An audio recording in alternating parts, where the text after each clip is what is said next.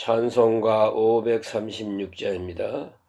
죄짐에 눌린 사람은 다 죽게 나오라.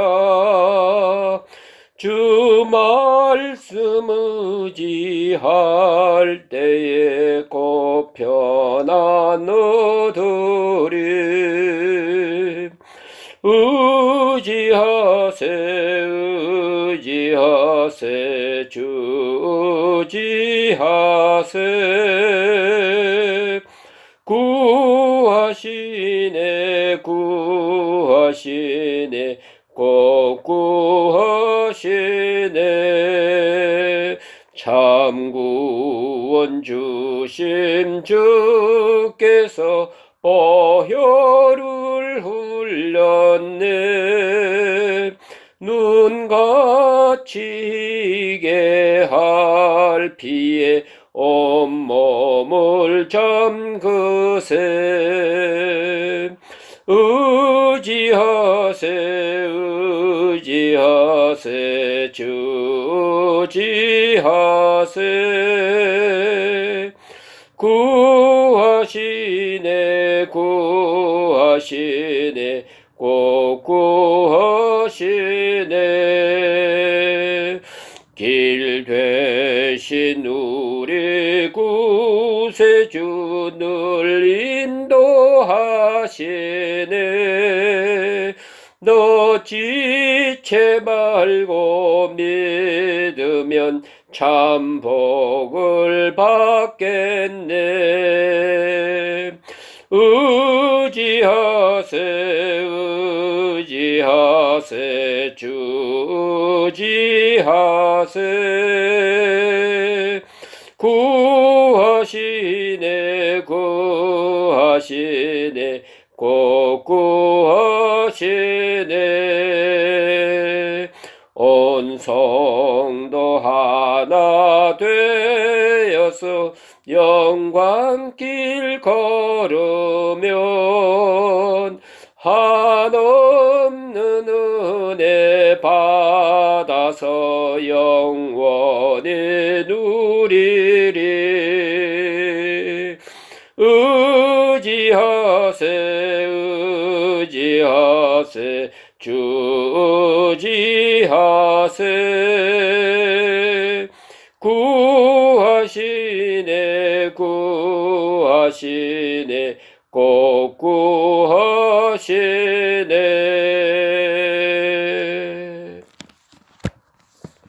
기도 드리겠습니다. 하나님 아버지, 오늘 우리를 깊은 잠에서 깨워주시고 다시 주님 앞에 나와 찬송을 부르며 하나님 나라를 사랑하며 주의 자녀됨을 확증하면서 오늘도 기쁜 마음으로 기도하며 감사하며 하루를 시작하게 하시는 이 놀라운 은혜를 진심으로 감사합니다. 하나님, 우리가 알지 못하게 주님께서는 우리에게 은혜 베푸시고 부은혜 넘치도록 많은 것으로 축복하시고, 또 내가 미처 깨닫지 못하지만은 주는 신비하게 예비하시고 경륜하시고 주장하시는 중에 복된 길로 날마다 새롭게 인도하시는 그 놀라운 은혜를 진심으로 감사옵나이다. 아버지 하나님, 이렇게 저희들을 사랑하셨사오니 이제는 그 사랑이 열매가 있게 하옵소서. 다시는 원망이나 근심이나 불평하지 않게 하옵소서. 이루지 못한 소원이 있으나 부은혜 넘치도록 구하지 아니한 것까지 주시는 주님의 사랑을 생각하며 이 모든 것을 잊어버리고 늘 감사하며 내게 주신 은혜에 만족하고 주를 찬양하는 그런 사람들로 살아가게 해 주시옵기를 기도합나이다. 아버지 하나님, 이 이상 더 율법에 매이지 않게 하시고 사망에 매이지 않게 하시고 환경에 노예되지 않게 하옵소서. 항상 내 마음으로 주를 섬기고 또 하나님이 주신 은혜를 찬양하면서 늘 승리 생활하게 해 주시옵기를 간절히 기도하옵나이다. 아버지 하나님, 오늘도 주님 앞에 나왔습니다. 이제는 주님과 만나는 시간이 되게 하시고 주님의 음성을 가까이 들으면서 분명 주께서 주시는 말씀이 내 생의 힘이 되고 지혜가 되고 능력이 되게 하옵소서. 이 말씀을 들으면서 교만한 자는 겸손하게 하시고 이 말씀을 들으면서 약한 자는 온전한 강한 자로 나타나게 하옵소서. 이 말씀 가운데서 모든 의심이 사라지게 하시고 주님이 나를 얼마나 사랑하고 계심을 더 확실히 깨닫는 시간 되게 하여 주시옵소서.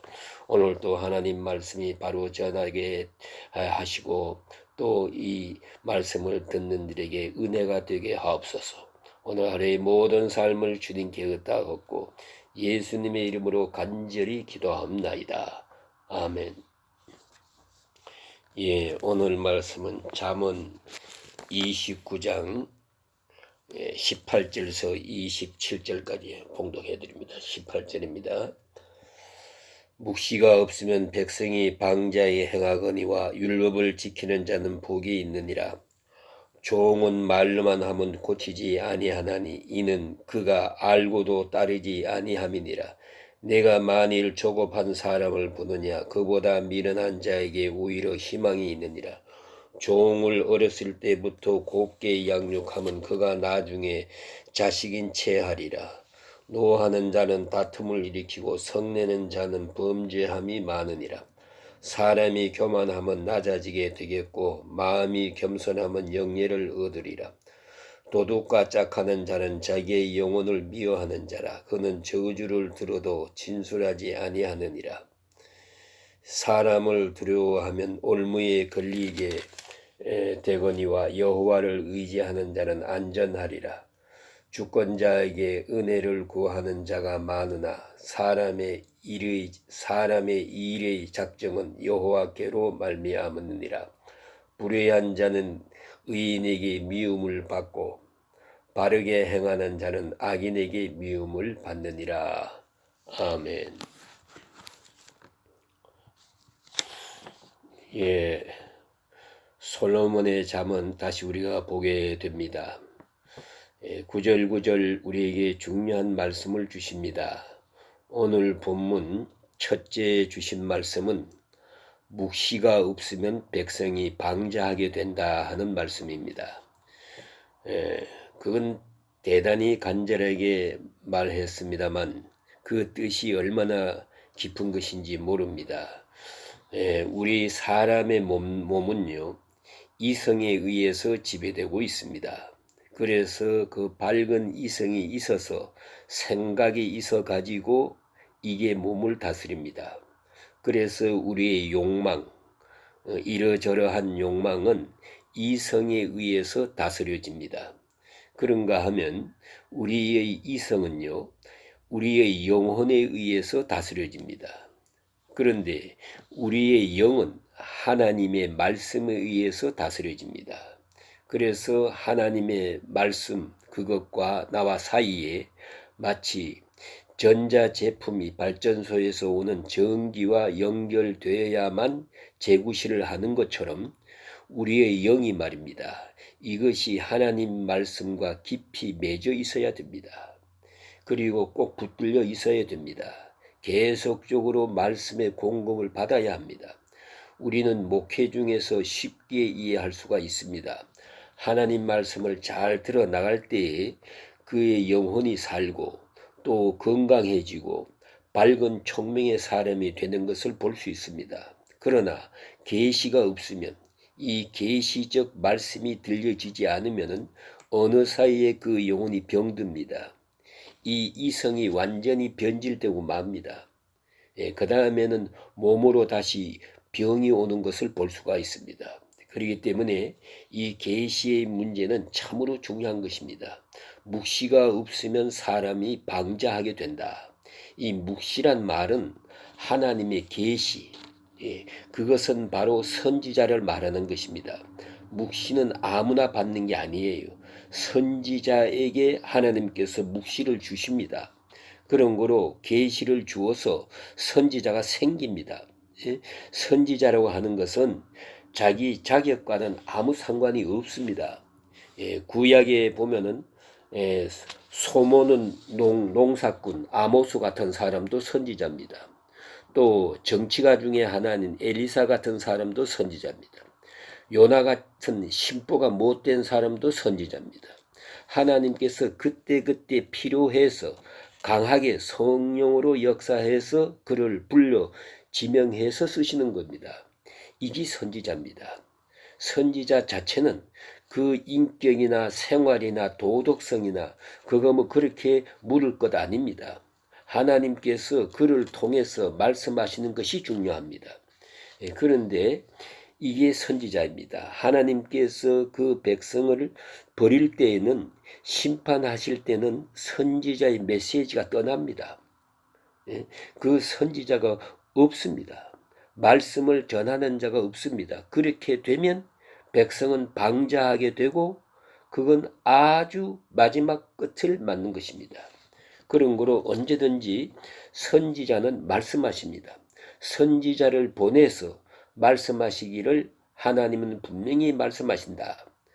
선지자가 너희와 함께 있다는 것을 알게 하려 함이라. 하나님의 말씀이 떠나지 않았다는 거지요.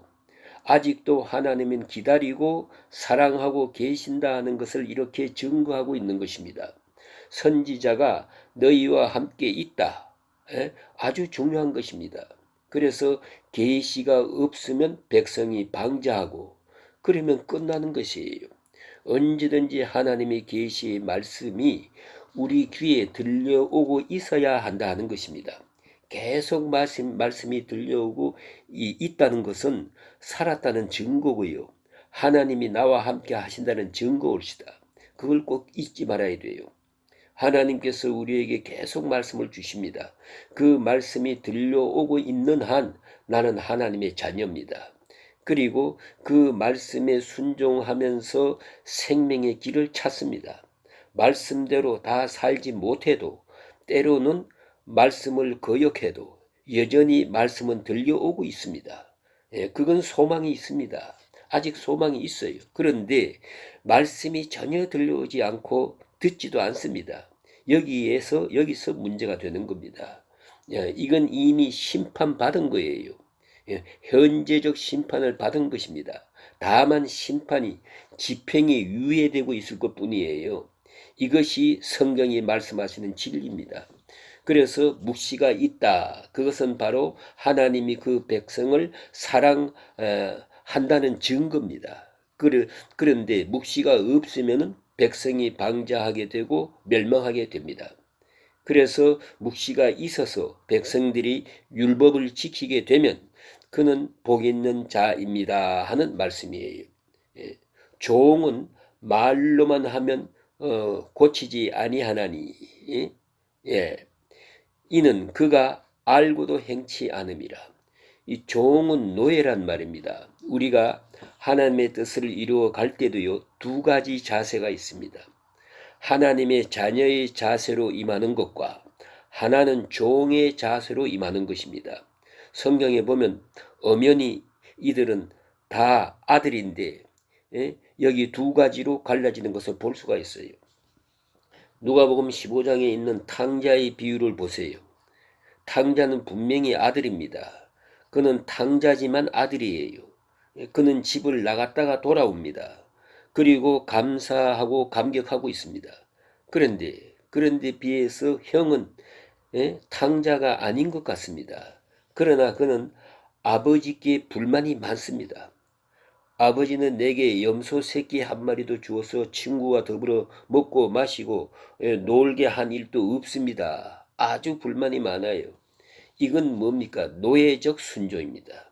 그 형은 집에 있기는 있었지만은 그는 정신적으로 분명히 아들이 아니에요. 노예입니다. 아마도 꼬집어 말한다면 아버지 유산이 탐나서 집을 못 나가고 있었던 거예요. 요새 그런 사람 뭐 많다면요. 추석 때 대이동할 때 고향 가는 거, 고향에 아버지가 가지고 있는 유산이 좀 있는데 그 유산 받아 가지려면 부지런히 다녀야 된대요. 그런 마음으로 만일에 고향에 다닌다면 그 마음씨가 얼마나 고약합니까? 예? 그건 노예지. 그게 아들입니까?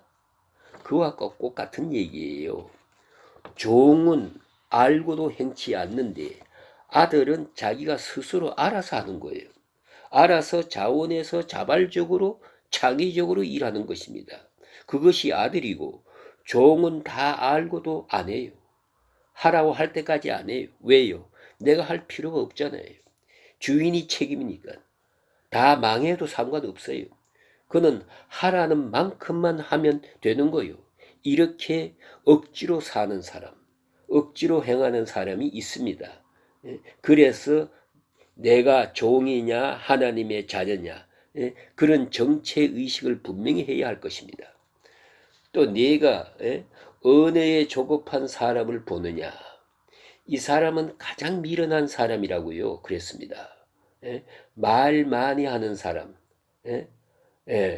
말 서두르는 사람, 남의 말 다 듣지도 않고 말하는 사람, 남의 말하는데 중간에 허리를 딱 끊고 제가 말하겠다 하는 사람, 이런 사람은 미련한 중에도 최상급이에요. 더 바랄 것이 없다 그거예요. 다 듣고도 알까 말까 한데 듣지도 않고 제 말 하겠다고 자기가 머리가 좋아서 안 들어보아도 안다나? 이게 얼마나 어리석은 사람이에요. 다 알았다고 알기도 뭘 알아. 참 미련한 사람이에요. 그래서 조급하게 말하는 사람, 이 사람은 너무 어리석어서 미련한 자에게 오히려 바랄 것이 있느니라. 이건 어리석은 중에도 더 어리석은 거예요. 구제불능하게 어리석은 거다. 그런 말씀 옳시다. 그런 거로 지혜의 근본은 듣는 데 있습니다. 조용히 긍정적으로 들어야 합니다. 비판부터 하려고 하면은 안 됩니다. 겸손히 들어요. 긍정적으로 들어요. 마지막까지 들어요. 그 다음에 생각해도 돼요. 다 듣기도 전에 말하는 사람, 그것은 지혜롭지 못한 것입니다. 그 다음에 여기 보니까 재미있는 말씀이 있지 않습니까? 종은 어려서부터 곱게 양육하면 그가 나중에 자식인 채 하느니라 그랬어요. 종은 여전히 종인데 옛날로 말하면 노예는 노예입니다. 그럼에도 불구하고 어느 사이에 자식인 채 한다. 종은 종으로 대해야 한다 이 말 그런 뜻입니다. 종밖에 안 되는 사람은 종으로 대해야 돼요. 아무리 잘해도 아무리 좋은 대우를 받아도 나는 종입니다. 자기 위치를 분명히 하는 사람은 자식의 자격이 있는 사람이에요. 그걸 잊지 말아야 합니다. 우리가 자기 정체를 잊어버려서는 안 돼요. 아무리 주인이 내게 잘해줘도 나는 종이에요. 내 위치는 종입니다. 그걸 분명히 해야 돼요. 이 한계를 넘으면 안 된다. 그러나 우리가 알아야 할 것이 있습니다. 자기 페이스가 있거든요. 자기 위치가 분명히 있어요. 종은 종이고 무식해도 주인의 아들은 주인의 아들입니다. 그걸 알아야 합니다. 자기에게 주어진 위치, 그걸 분명히 알고 거기에서 불만하지 말아야 할 뿐만 아니라 특별히 중요한 것은요. 특별한 대접을 받아도 나는 아니요. 예를 들어서 쉽게 말하면은 내가 몰라요. 지금 모르는데 불구하고 자꾸 다른 사람들은 나보고 아는 것처럼 생각을 자꾸 해요. 그렇다고 해서 내가 아는 척 해서 되겠습니까? 그건 미련한 사람이에요. 성자라고 한다고 해서 내가 성자 되겠습니까? 어림도 없는 소리지요. 그런 칭찬을 받아들이는 게 아니에요. 어떤 칭찬도 내 자신의 본질과 관계가 되지 않는 것도 내가 사양할 줄 알아야지. 그런데 잘나지도 못하면서 잘났다고 하니까 진짜 잘난 줄 알고 그 공주병이라는 거지요. 그거 아닙니다. 좋은 아무리 사랑을 받아도 종은 종입니다. 그런데 종이 사랑을 좀 받았다고 해서 마치 자기가 상속받고 주인의 아들처럼 생각하는 것, 그야말로 착각은 자유지만은 멸망의 지름길입니다. 그걸 알아야 합니다. 그 다음에 교만한 자면 낮아지고 낮아지면 겸손하면 영예를 얻는다고 그랬어요. 예, 이건 정말 분명한 진리입니다. 예, 언제든지 예, 조금만 교만해 보세요. 단장 떨어집니다. 얼마나 즉각적으로 판단이 오는 줄 몰라요. 그런데 세상에 제일 좋고 제일 높은 덕은 겸손입니다. 겸손하면 문제될 건 아무것도 없어요. 그래서 겸손하면 하나님께서 그를 높여주신다는 말입니다. 교만한 자에게 하나님께서 벌을 내리시고 겸손한 자를 높이는 것이 하나님의 뜻입니다. 그리고 25절 보세요. 그 다음 보니까 사람을 두려워하면 올무에 걸리거니와, 너무나 귀한 말씀이지요. 우리가 사람들의 복잡한 문제에 시달리면서 이쪽으로 갈까 저쪽으로 갈까 이 눈치 보고 저 눈치 하다가 그만 사람을 의지하는 그 체질 자체가 올무에 걸리게 되는 거예요. 예? 이쪽도 저쪽도 예? 갈 바가 아니야. 오직 하나님의 뜻으로 그리고 밀어붙이면은 정말로 지혜로운 자가 됩니다. 예? 사람의 눈치 보고 인간적 방법으로 하려고 하는 것처럼 비겁한 게 없어요. 나약한 게 없어요. 참으로 중요한 것입니다. 그렇기 때문에 사람의 눈치 보는 것처럼 잘못된 것이 없다. 예? 사람을 두려워하면 올무에 걸린다. 예, 그랬어요. 예, 꼼짝 못하게 됩니다. 반대로 여호와를 의지하는 자는 안전하리라. 이렇게 말씀하십니다. 예, 사람을 의지하면서 예, 주권자에게 은혜를 구하는 자가 많겠다. 이게 사람을 의지하는 것이지요. 사람의 일을 작정하는 것은 여호와께로 말미암으니라. 예, 꼭 기억하세요. 어차피 하나님께서 결정하시는 거예요. 그런 거로 사람을 두려워하지 말 것이다. 예, 사람을 의지하지도 말 것이다. 그저 의연하게 하나님의 뜻만 용기 있게 따라 나가면 오히려 저만큼 가서 사람들은 그를 따라주는 거예요. 아, 참 그렇구나. 이렇게 된다 그 말입니다. 오늘 여기까지 말씀